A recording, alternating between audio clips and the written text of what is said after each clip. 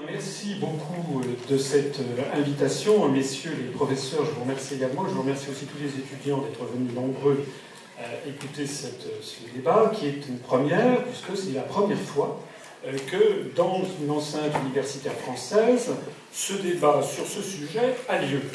Alors je me permets vraiment de vous présenter mes félicitations et mes remerciements, puisqu'il me semble que justement, c'est le lieu approprié pour débattre des idées. Je voudrais rappeler qu'il existe dans le droit positif, dans le traité de l'Union européenne, un article qui s'appelle l'article 50, et qui prévoit que tout État a le droit de sortir de l'Union européenne et qui précise les modalités de sortie. Ça n'est d'ailleurs jamais que l'application du principe général du droit international public qui a été gravé dans le marbre de la Charte des Nations Unies, qui a été confirmé par le pacte des droits civils et politiques des peuples du monde, adopté à l'unanimité par acclamation le 16 décembre 1966 par l'Assemblée générale des Nations Unies, ce droit qui pose le principe fondamental, le droit inaliénable des peuples à disposer d'eux-mêmes. Voilà. Il y a un article, l'article 50, qui permet de sortir de l'Union européenne.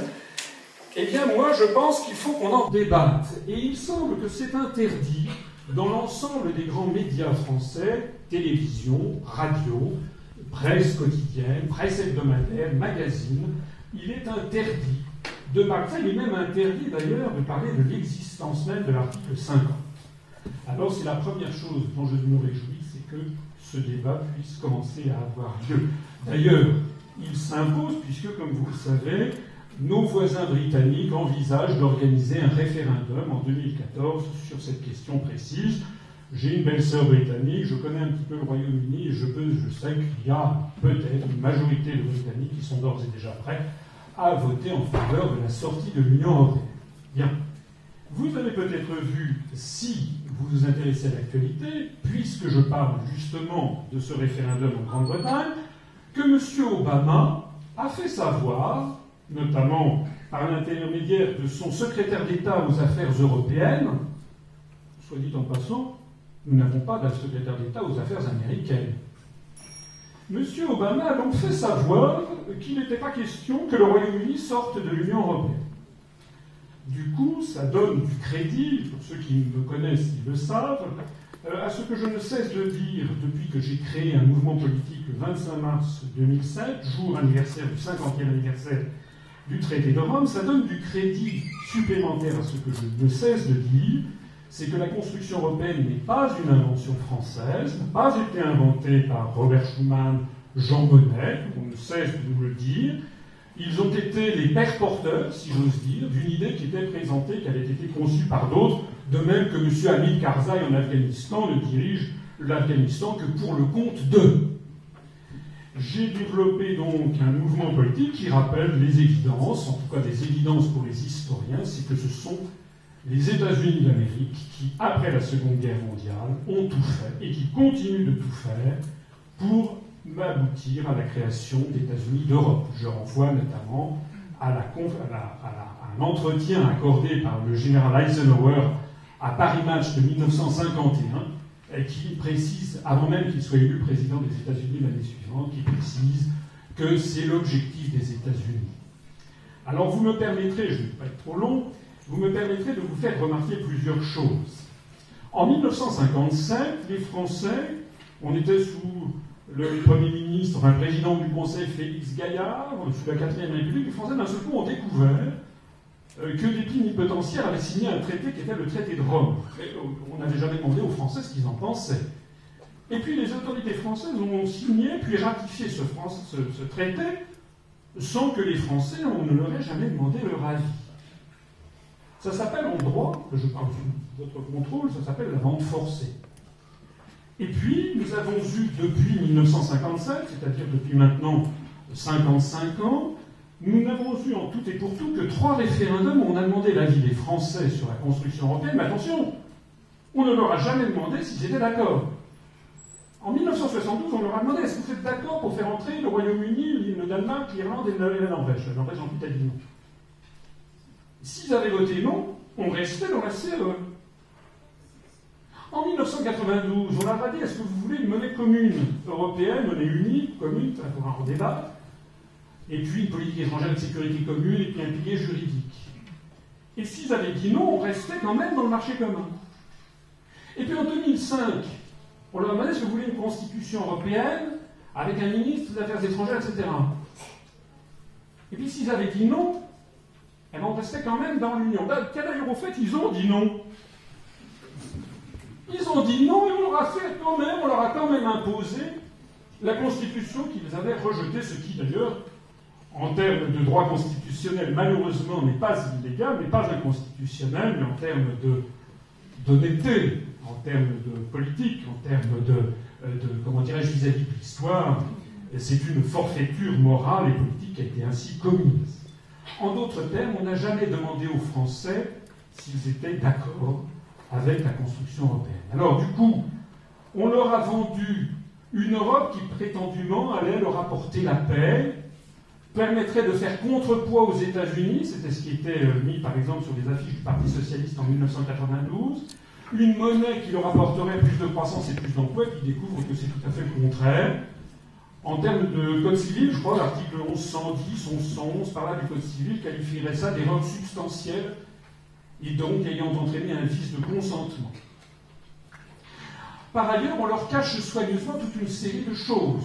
On leur cache, par exemple, l'influence constante des États-Unis d'Amérique et du grand lobby bancaire et industriel à Bruxelles. En termes de droit, je crois que ça s'appelle la réticence dolosive. Lorsque M. Jacques Attali, par exemple, nous l'avons mis en ligne sur notre site, explique devant un parterre que c'est délibérément que dans le traité de Maastricht, il n'y a pas eu de clause de sortie pour empêcher les gens d'y penser, nous avons exactement ce qu'on appelle une tentative dolosive. Et puis, par ailleurs, on ne cesse de dire aux Français que si jamais ils avaient l'idée de sortir de cette affaire, c'est au choix soit qu'ils sont d'extrême droite, et c'est l'épouvantail Front National qui, comme par hasard, a été lancé à partir de 1983, et donc, par transitivité, ça veut dire qu'en gros, si vous êtes contre ce qui se passe en ce moment, c'est que vous avez les yeux de chimène pour les camps de concentration nazis, parce que c'est comme ça que ça se passe. Et puis également, on leur dit que si d'aventure ils sortaient de l'Union européenne ou de l'euro, ce serait une apocalypse. Rassurez-vous, il n'y a pas qu'aux Français qu'on l'a fait, on l'a fait aux Suédois. Tout au long de l'année 2003, on a voulu empêcher les Suédois de sortir de l'euro. Ils ont dit on y reste. C'était il y a 10 ans. Depuis 10 ans, la Suède caracole en tête de tous les pays de l'Union européenne en termes de taux de croissance, par exemple. En d'autres termes, eh bien ça, c'est ce qu'on appelle la violence psychologique. Erreur substantielle, réticence dolosive, violence, ce sont les trois vices de consentement dans le Code civil français qui prévoit normalement qu'il y a eu donc un triple vice de consentement, et donc normalement, dans le droit des obligations, ça devrait être supprimé et les initiatures de cette escroquerie devraient être poursuivies. Je vous remercie.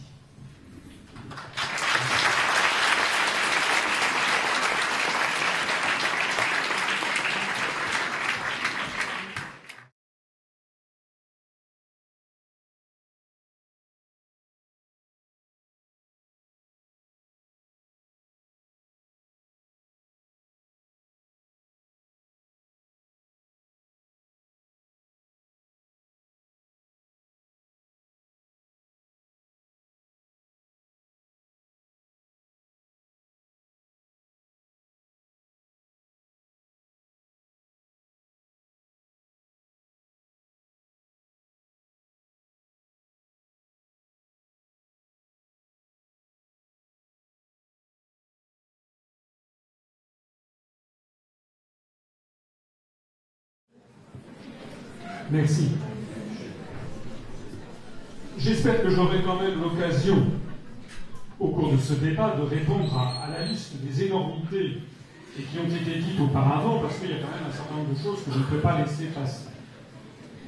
En particulier, par exemple, oui, nous fêtons aujourd'hui le 50e anniversaire de la signature du traité de l'Élysée qui a été signé le 22 janvier 1963 et qui est mort le 15 juin 1963. Par la signature et la ratification par le Bundestag du protocole interprétatif qui a placé l'ensemble de ce traité sous l'empire des États-Unis d'Amérique et de l'OTAN. J'aimerais, quand on parle de nos relations avec l'Allemagne, que l'on rappelle ce qui s'est passé en 2004 lorsque le chancelier Schröder est allé signer avec le président Bush das deutsch-amerikanische Bündnis für das 21. Jahrhundert, c'est-à-dire l'alliance germano-américaine pour le 21e siècle, confirmée en 2006, en novembre 2006, par Madame Merkel. La réalité, c'est que nous sommes en train de tisonner des vieux souvenirs. D'ailleurs, chose assez amusante, il n'y est très peu question, et n'en parle pas, du couple franco-allemand en Allemagne. D'ailleurs, je suis allé hier sur le Spiegel, le site des journaux allemands, il n'y avait pas un mot sur le 50e anniversaire de ce traité. Alors la France en faisait des tonnes, en Allemagne il n'y avait rien. La réalité, c'est que pour les Allemands, la relation qui prime, c'est d'abord la relation avec Washington, et Paris n'est qu'un allié modeste par rapport à ce qu'est Londres, ou par rapport à Varsovie, ou par rapport à Moscou. Alors je vais quand même, j'en profiterai à chaque fois pour répondre à certains éléments, mais je vais répondre à ce qu'a dit monsieur. Je suis d'accord avec vous, il y a quelque chose qui me frappe dans les deux discours qui ont précédé ma reprise de parole, c'est la totale indifférence aux résultats produits par 55 ans de construction européenne. Je voudrais rappeler qu'actuellement, et depuis maintenant plusieurs années, nous perdons en France 700 à 800 emplois industriels par jour. D'ailleurs, M. Thierry Breton a même dit 1000 l'autre jour à la télévision. Tous les jours que Dieu fait, nous perdons une usine. Et actuellement, au sens de l'INSEE, tous les jours, nous avons 1500 chômeurs, 1500 personnes qui passent en dessous du seuil de pauvreté. La construction européenne et l'euro sont en train d'entraîner la Grèce dans la misère la plus noire. Ce peuple grec qui se portait, ma foi, très bien dans les années 80-90, il y a actuellement bientôt 27% de taux de chômeurs, 57% de chômage chez les moins de 25 ans. Les gens sont réduits à faire la mendicité dans la rue. Alors, il y a des choses dont personne ne vous parle jamais. C'est que c'est certes, c'est très facile de vous dire des mots très gentils, embrassons-nous, etc., etc. Mais il faut entrer dans le détail des articles de ce que j'appelle les contrats dans mon introduction. L'article 63 du traité de l'Union européenne, du traité sur le fonctionnement de l'Union européenne, qui reprend l'article du traité de Maastricht, interdit toute restriction aux échanges de capitaux, de marchandises et de services. C'est pour cela que quand vous votez à droite, au centre ou à gauche, vous avez la même politique. On ne peut plus rien faire contre les délocalisations. Les Français de gauche qui ont voté pour M. Hollande, ils attendaient que M. Hollande ou M. Montebourg qui fait les tournées, qui fait les moulinettes, ils attendaient qu'ils interdisent les délocalisations. Nous n'en avons plus le droit. C'est la raison pour laquelle nous sommes en train de livrer à nos enfants et à nos petits-enfants des pays totalement désindustrialisés, puisque c'est ce qui fait la richesse des nations que nous sommes en train de brader. Vous parlez à juste titre de l'article 123. L'article 123 grave dans le marbre le fait que la Banque Centrale Européenne, qui est dirigée par des personnalités non élues, en réalité présélectionnée par une oligarchie atlantiste, nominativement Goldman Sachs, eh bien, ce sont ces personnes qui décident de l'avenir de 500 millions d'habitants en fixant quel doit être le taux d'intérêt et quelles doivent être les politiques conduites. Je renvoie à ceux qui en doutent, à la lettre co-signée de M. Trichet et de M. Mario Draghi envoyée à l'automne 2011 à M. Mario Monti pour lui fixer à M.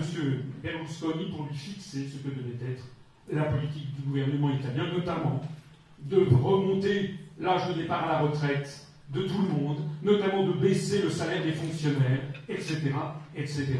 Nous sommes ici, alors évidemment, ça n'est pas très amusant. C'est sûr que chanter l'Europe de Goethe, etc., c'est plus amusant de le faire. Mais le problème, c'est que, comme disent les Allemands que j'aime bien, der Teufel liegt im Detail. Le diable réside dans les détails. Si nous restons dans l'Union européenne, nous restons sous l'empire de cet article 63, de cet article 123, de cet article 121 qui fixe toutes les grandes orientations de politique économique pays par pays et qui fixe à M. Hollande, qui n'est plus qu'une marionnette, comme l'était son prédécesseur, qui fixe quelle doit être la politique du gouvernement français. Si nous restons dans l'Union européenne, nous conservons l'article 282, justement, qui donne à la Banque centrale européenne la totale liberté de manœuvre. Nous gardons l'article 32 et nous gardons les articles qui donnent en fait à la Commission européenne tout pouvoir au moment des négociations commerciales multilatérales dans le cadre de l'Organisation mondiale du commerce. Voilà la réalité de la situation. Et je termine, si vous me le permettez, je vous terminerai parce que je voudrais quand même, j'y tiens. Mes deux prédécesseurs nous ont fait le coup des jeunes. Sous-entendu, ce sont les vieilles badernes qui sont contre l'Europe, mais les jeunes, vous allez voir ce que vous allez voir. Alors, je voudrais faire remarquer que d'abord, je m'adresse ici aux sociologues, que toutes les enquêtes sociologiques post-électorales ont montré que c'est l'inverse qui est vrai. Au traité de Maastricht, seuls les plus de 60 ans avaient voté oui majoritairement, et seuls les plus de 70 ans. Et ça a été encore plus vrai au moment de la Constitution européenne. Désormais, ce sont les jeunes qui travaillent, qui votent majoritairement, les gros bataillons des non sont là. D'ailleurs, dans le mouvement politique que j'ai créé, nous avons la bagatelle de 210 étudiants qui se sont inscrits, on a déjà plus de 2270 adhérents, et nous avons un âge moyen qui est très faible. Et je voudrais conclure mon propos, si vous me le permettez, en vous posant deux questions. Je voudrais savoir dans cette salle qui est originaire des 10 nouveaux États entrés dans l'Union européenne en 2005 et des 2 suivants en 2007, c'est-à-dire des pays de l'Est. 1. Et je voudrais savoir dans cette salle qui est originaire, dans ta famille, est originaire d'un pays du Maghreb ou d'Afrique francophone. 1, 2, 3, 4, 5, 6, 7, 8, 9, 10, 11, 12, 13, 14, 15, 16, 17, 18, 19, 20, 21, 22, 23, 24, 25, 26, 27, 28, 29. Voilà. Vous avez exactement ce que la France veut.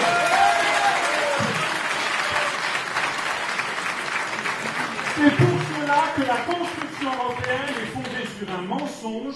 C'est le choc des civilisations voulu par les anglo-saxons pour nous entraîner dans des conflits de plus en plus grands.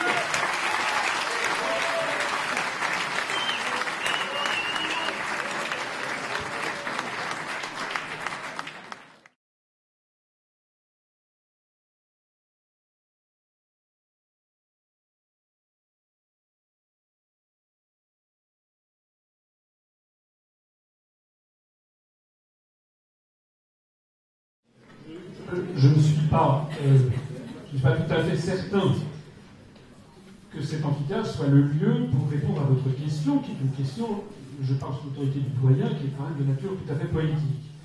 Je voudrais quand même attirer votre attention, puisque vous avez l'air de vous y intéresser, sur le fait que j'ai présenté un programme qui fait 5 heures sur vidéo sur Internet, qui a d'ailleurs déjà été visionné par plusieurs centaines de milliers de personnes, et que vous trouverez notre programme qui fait environ 64 pages en PDF sur notre site. Donc, je voudrais simplement dire que la question que vous posez, si je veux la tirer un petit peu vers le niveau de réflexion qui doit être le nôtre aujourd'hui, c'est une question qui pose fondamentalement savoir quelle est la situation actuelle. Moi, et les gens qui me font confiance, et je découvre que M.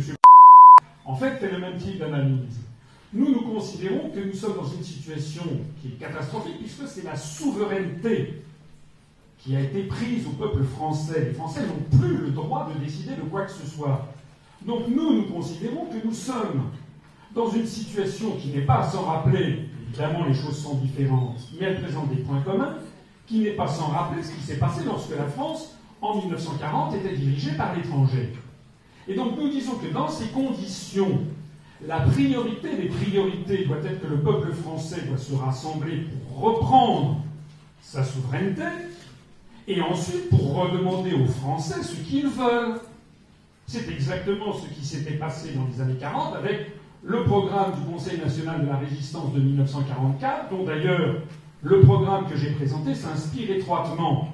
Il se trouve que je ne connais pas personnellement, mais je me trompe sans doute, beaucoup de Français qui veulent la privatisation de la Poste, ni d'EDF, ni de GDF. Il se trouve que les Français, ça fait partie de notre être au monde, de notre vision du monde, ça remonte au milieu du XIIIe siècle, lorsque Louis IX avait fait les établissements de commun profit, c'est-à-dire les premiers établissements publics où on recevait des indigents pour les soigner. Et les Français, à l'époque, on considérait que ce roi était saint, ils ont d'ailleurs demandé sa canonisation, c'est devenu Saint-Louis. Ça fait au moins 700 à 800 ans que les Français sont attachés à l'intermédiation de l'État pour établir la justice sociale et avec de forts services publics. Il se trouve que ce n'est pas la vision du monde qu'ont les anglo-saxons, je n'y peux rien. C'est comme ça. Donc ce que nous disons, c'est que les Français, s'ils veulent avoir un État régulateur puissant avec de forts services publics, ils ont le droit. Et il n'y a aucune raison pour qu'ils n'en aient pas le droit. Et donc nous disons la priorité des priorités, c'est de redonner aux Français ce modèle qui est le leur, et ensuite on redonnera aux Français le débat normal entre la droite et la gauche. Si les Français veulent avoir un programme libéral économiquement, bien, ça sera à eux de le décider.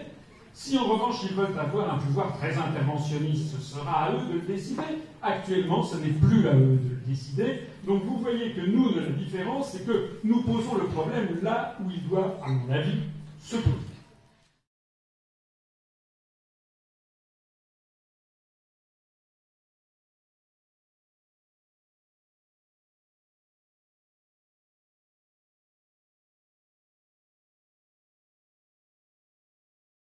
Je suis toujours un peu frappé de constater que lorsque j'entre dans le détail, je donne, comme je l'ai fait tout à l'heure, l'article 63, l'article 123, dont parlait tout à l'heure un étudiant, l'article 32, etc., ça passe sur mes contradicteurs comme l'eau sur les plumes d'un canard.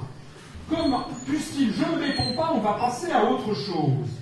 Mais ce n'est pas parce que personne ne m'a répondu qu'il n'y a pas l'article 63 qui fait que nous sommes en train de détruire l'industrie française. Il faudrait quand même qu'un jour on ait un débat, monsieur le doyen, sur l'article 63 du TFUE. Alors là, les contradicteurs, les européistes ne pourront plus s'échapper. Je signale d'ailleurs au passage que monsieur qui est parti disait que c'était dans la mesure que les États pouvaient réformer. Mais non!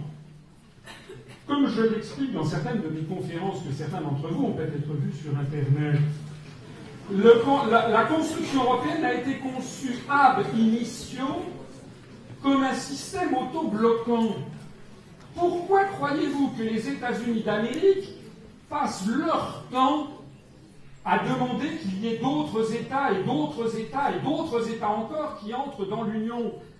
Parce que tout simplement, nous arrivons à un système, à une tour de Babel qui ne peut plus marcher. C'est fait exprès.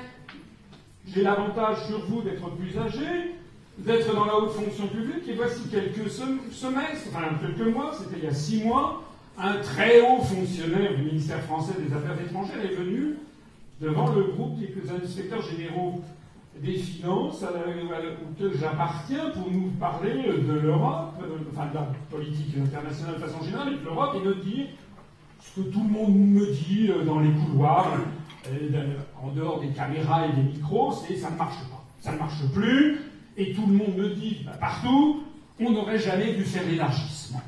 Cette Europe à 27, c'est dément. Lui-même le disait. Mais quelle est la conclusion qu'il en tire? C'est que nous passons de 27 à 28 dans quelques mois, avec l'entrée de la Croatie, et que nous venons d'accepter le principe que d'autres États, comme la Bosnie, la Macédoine, etc., soient candidates, la Turquie soit candidate à entrer dans l'Union. Donc on voit bien que les États, les dirigeants, ont perdu le pouvoir même de décider. S'agissant de la Turquie, qui demande l'entrée de la Turquie dans l'Union européenne? Ce sont les États-Unis d'Amérique qui le demandent. Je renvoie aux déclarations les plus officielles de M. Clinton, reçues à Ankara par le président Süleyman Demirel, Je renvoie aux déclarations de M. George H. Bush, de M. George W. Bush, parce que c'est familial. Le népotisme qui se développe dans tous les pays occidentaux, et notamment en France, notamment en matière de politique, est un signe de dégénérescence de la République. Pourquoi les États-Unis veulent-ils faire entrer la Turquie dans l'Union européenne? Pour faire coïncider le périmètre de l'Union européenne et celui de l'OTAN dans toute la mesure du possible. Il y a quelques États, la Suède, l'Irlande, l'Autriche, qui sont des États qui se sont déclarés neutres. Mais l'objectif, il suffit de lire Zbigniew Brzezinski, par exemple, conseiller diplomatique du président Carter, pour savoir que l'objectif est d'avoir en fait une espèce de glacis géopolitique, c'est comme ça qu'on parle en géopolitique, une médaille, la même médaille d'asservissement à l'Empire, dont la face militaire est l'OTAN et dont la face civile s'appelle l'Union européenne. C'est bien la raison pour laquelle les États-Unis d'Amérique ne cessent de vouloir faire entrer la Turquie, mais que le problème de l'entrée de la Russie ne se pose pas. Vous avez ici un indice, parmi bien d'autres, mais c'est un indice très important. Allez demander à votre député de l'UMP, du MoDem, du PS, allez lui poser la question bête. Ben, j'adore les questions bêtes. Monsieur le député, il y a une chose que je comprends, madame le député, il y a une chose que je ne comprends pas. Pourquoi la Turquie doit entrer dans l'Europe? Alors qu'à l'évidence, c'est quand même un pays qui est majoritairement sur le continent asiatique, et pour l'essentiel, et qui n'est pas typiquement de civilisation européenne, et pourquoi la Russie ne doit pas y entrer, alors que la Russie, c'est exactement l'inverse? Qu'est-ce qu'il vous répondra? Il ne saura pas vous répondre. Parce que la bonne réponse, c'est celle que je vous donne, c'est que ceux qui décident du périmètre, c'est les États-Unis d'Amérique, dans le cadre d'un encerclement de la Russie. Lisez Brzezinski, le grand échiquier. Brzezinski, c'est pas n'importe qui, il a été conseiller diplomatique de Carter et d'Obama. Et d'une part, l'encerclement de la Russie, et d'autre part, la surveillance du Moyen-Orient. Voilà la raison. Voilà la raison pour laquelle la Turquie doit entrer dans l'Union européenne, parce que les États-Unis en ont décidé ainsi.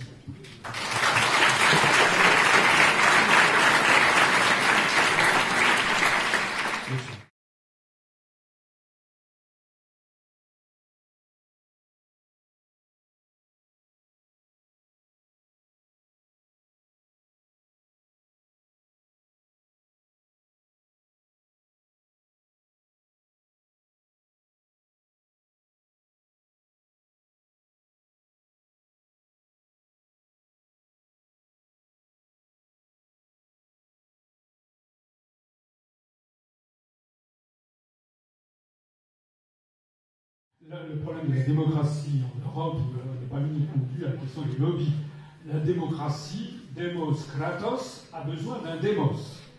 Le problème, c'est qu'il n'y a pas de démos européen. Ça n'existe pas. Il n'y a pas de peuple européen. Donc les gens, quand vous allez par exemple au Parlement à Bruxelles ou à Strasbourg, vous avez, c'est la belle au bois dormant, il n'y a absolument personne, sauf de temps en temps un club du troisième âge venu de Villefranche-sur-Ouergue auquel on montre les beautés de l'Europe, et puis, tel dans un film de Jacques Tati, ça se termine comme ça. Il n'y a pas de peuple européen. Donc la réalité, c'est que les fonctionnaires, les bureaucrates, qui sont de 27 nationalités, n'ont affaire en réalité qu'aux lobbies de Monsanto, de BASF, de Goldman Sachs, de ci, de ça, qui viennent avec une caisse de champagne tous les 24 décembre, et en même temps en leur disant voilà les projets de directive que ça serait bien de faire passer. C'est comme ça que les choses se produisent. Et puis le problème de la démocratie en France qui ne se porte pas bien, c'est dû au fait aussi qu'un débat, et je ne saurais vraiment trop vous remercier et remercier encore une fois les doyens pour c'est inouï ce qui se passe ce soir. Mais non, mais ça n'existe pas à la télévision française. Ça n'existe ni à aucune chaîne de télévision française, aucune grande radio française, aucun grand journal ou magazine français ne donne la parole à des personnes, je n'en connais pas beaucoup d'ailleurs, qui, parmi les responsables politiques, qui proposent de sortir de l'Union européenne et qui entrent dans le détail minutieusement. Donc évidemment, les Français sont du berceau à la tombe. Et j'étais comme un certain nombre d'entre vous, lorsque j'étais à HEC avant de faire l'ENA, et quand j'étais à HEC, de la première fois que j'ai eu le droit de vote, j'ai voté pour la liste de Madame Veil aux élections européennes de 1979, parce que j'étais tout à fait pour l'Europe, parce que je n'avais eu qu'un son de cloche. Mais comme l'a dit de façon que je trouve tout à fait remarquable. Les Français n'ont pas changé. Non, mais les Français n'ont pas changé. Ce n'est pas parce qu'on a empilé des choses que les Français ont changé. Les Français y croient qu'ils ont toujours le pouvoir. Et le drame qui est en train de se nouer, le problème qui est en train d'apparaître, c'est que les Français commencent à comprendre qu'en fait, ils ont été refaits. On leur a piqué leur pouvoir et on leur a fait ça avec un bel emballage cadeau en leur disant, vous allez voir, c'est formidable de modernité.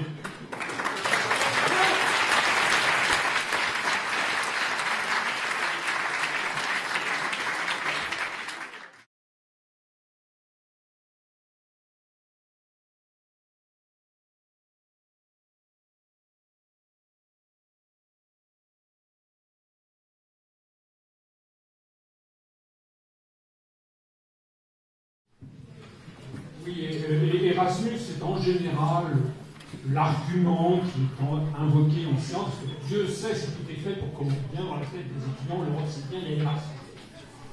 Si vous regardez ce qui se passait, et ça a été rappelé tout à l'heure, à l'université de Montpellier au XIIIe siècle, il y avait essentiellement des étudiants étrangers. Je voudrais rappeler, je trouve que c'est très bien Erasmus, et je voudrais rappeler que vous appartenez à une génération qui était, que moi j'ai déjà connue, c'était les débuts, quand j'étais étudiant moi-même, où vous ne limitez absolument pas, et vous avez bien raison, vos ambitions de déplacement à l'Allemagne ou au Luxembourg. Moi j'ai des neveux qui vont, il y en a un qui vit en Australie, il y en a un qui est en Lituanie, il y en a un autre qui est au Chili. C'est-à-dire que dans le monde d'aujourd'hui, les gens circulent beaucoup. Et les gens ne se limitent pas du tout au périmètre de l'Union européenne. D'ailleurs, on m'a dit tout à l'heure, si on sort de l'Union européenne, la France, quasiment, on sort de Schengen ipso facto, ipso iure d'ailleurs, c'est faux. La Suisse, par exemple, n'est pas dans l'Union européenne alors qu'elle est dans l'espace Schengen. Alors que le Royaume-Uni est dans l'Union européenne et n'est pas dans l'espace Schengen. Donc ce sont des choses qui sont différentes.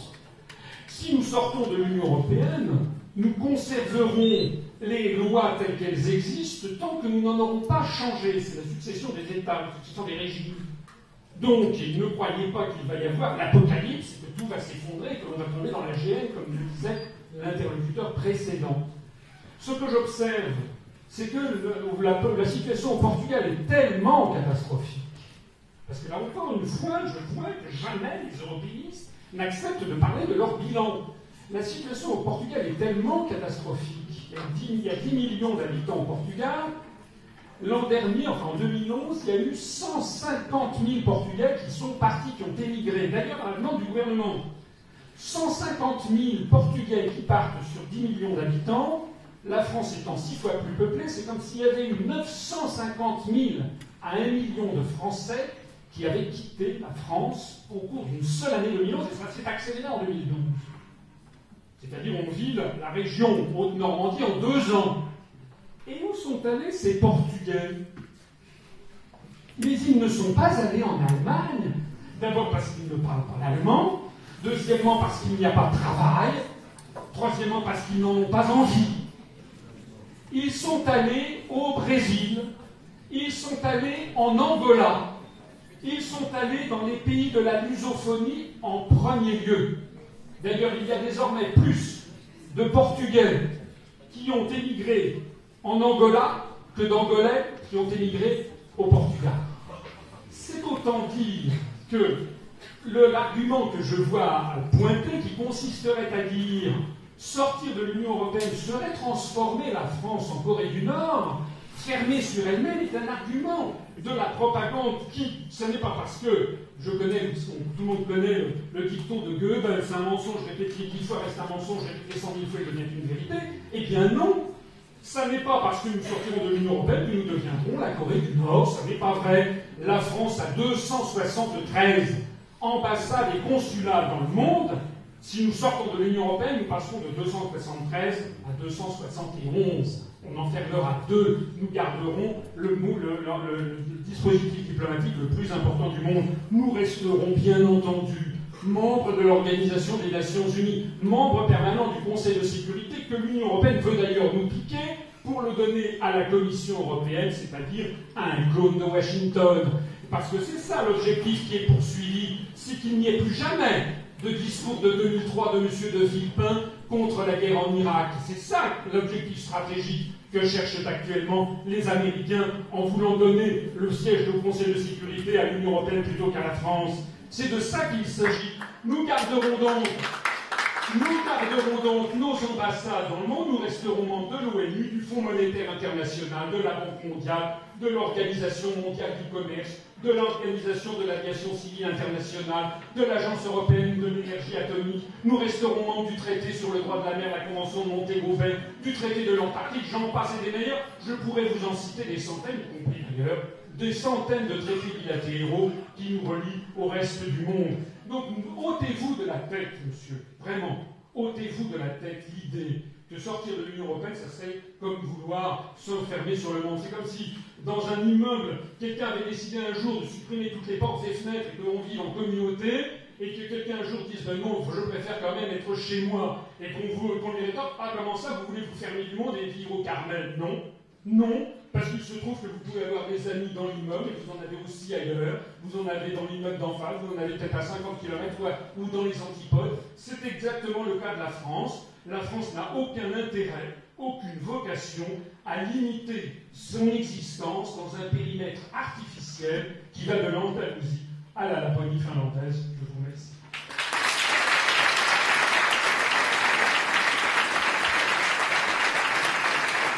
Merci.